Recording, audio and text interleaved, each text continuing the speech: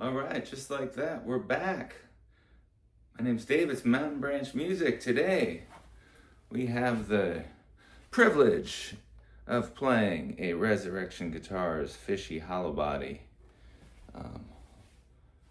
in the studio. This is not my personal guitar, but it's a beaut.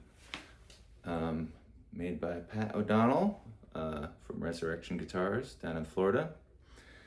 I believe the story goes he was a understudy for Stephen Kripe, who built Jerry Garcia's last guitars. And then so Mr. O'Donnell continued on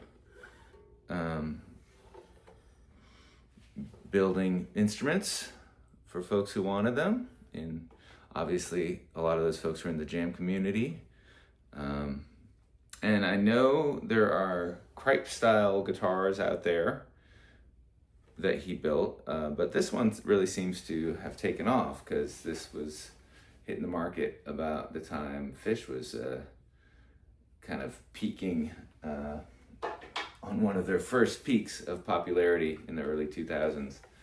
So, and I remember seeing this, like these would come up from time to time on eBay or whatever, and oh boy, yeah, talk about wanting to spend money I didn't have.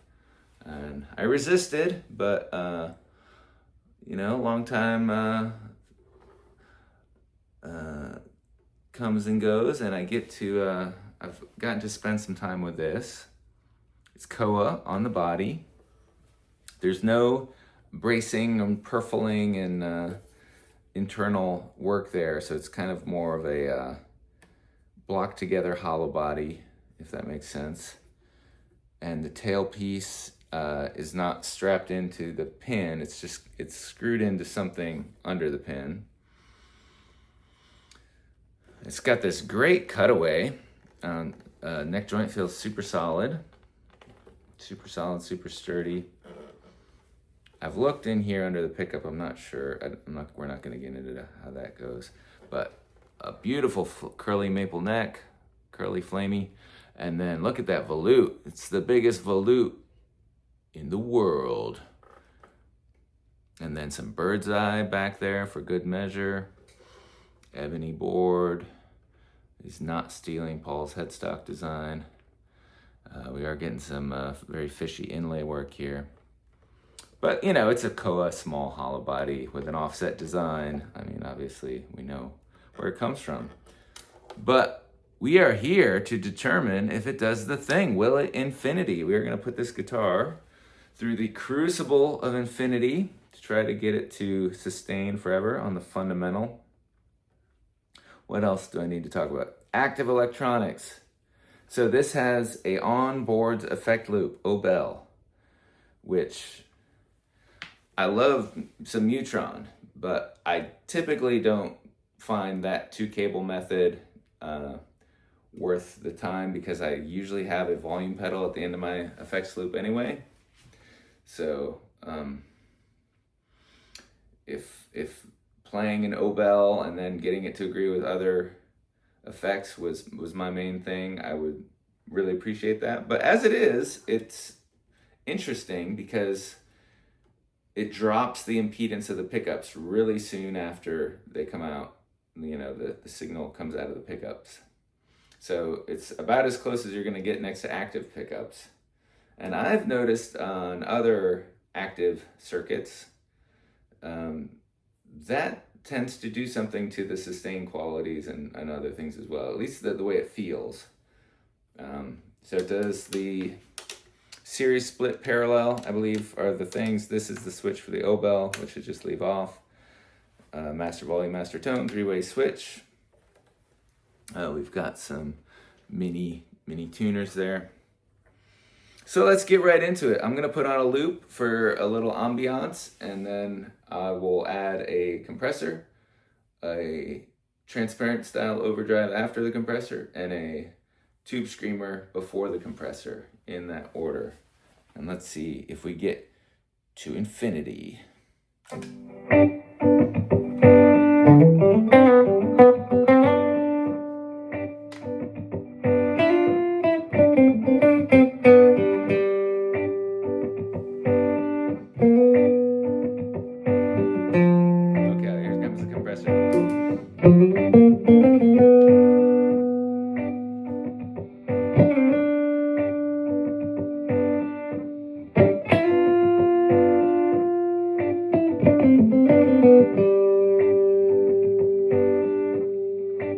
do have some noise in my overall circuit, but I don't hate it for the purposes on this channel with these videos for Infinity.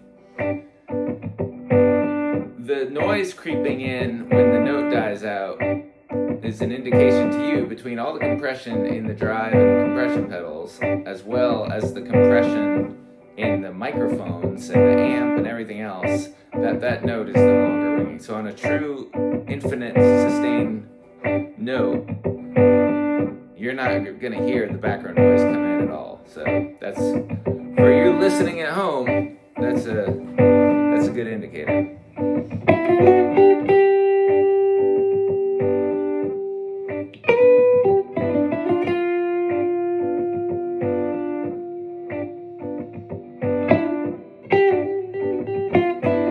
Okay, here's the drive after the compressor.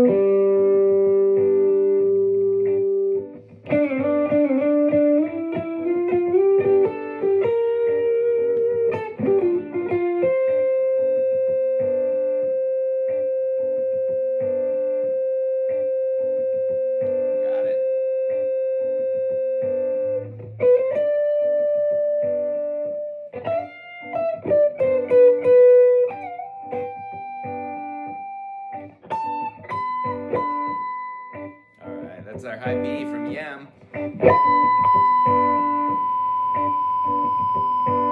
I turned on the tube screamer.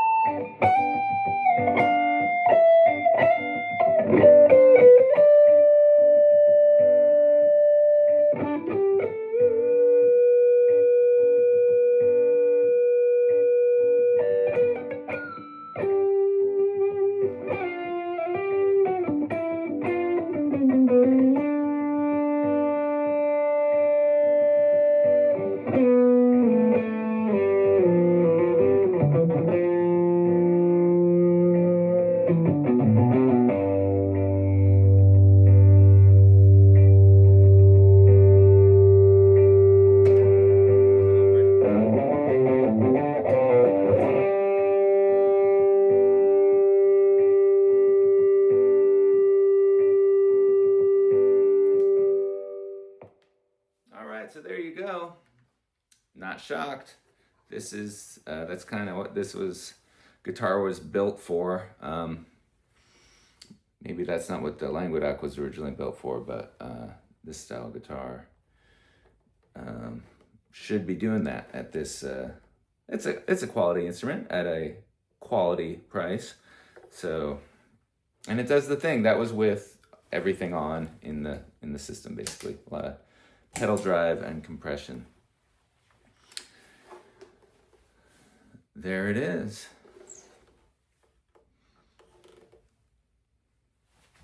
Let me get some more close-ups there. So the Obel thing, it didn't seem to hold back the sustain, even though there's a lot of wires in here. There's a little circuit board from CAE Electronics. There's a battery in there, pinned to the backside of this little kidney bean plate. But to me, importantly, this bridge is kind of tacked down. It's tacky stuff, like glue and stuff. Under that, it's completely hollow, unlike a PRS Hollowbody. So I believe that contributes to the ability to sing like that. I'll mention the finish since we're looking at it. Nice lacquer finish. Some gentle wear. Some people say the volute, the extra weight at the headstock, might contribute to the sustain. So I will say, in comparison to other Hollowbodies, this doesn't have the problem of feeling flimsy when you're not using a lot of gain. I have a number of other guitars here. We're gonna run through the Crucible of Infinity, but this is obviously gonna be kind of the standard bearer. I don't expect to have a real Languedoc on the channel anytime soon, unless someone wants to help us out with that. But that's it. So we've done the PRS Hollowbody 2 so far, a Gibson Les Paul, the Vela. We've got some more PRS offerings. This is not a PRS channel. We're gonna have some more budget-minded alternatives and some popular Fender and Gibson stuff. And the results may surprise you as we go through and discuss what could be contributing to that ability for a guitar to pass through the Crucible of Infinity here with Mountain Branch Music. If you want to check out my other videos, other playlists, I'm always goofing around with guitars and music and stuff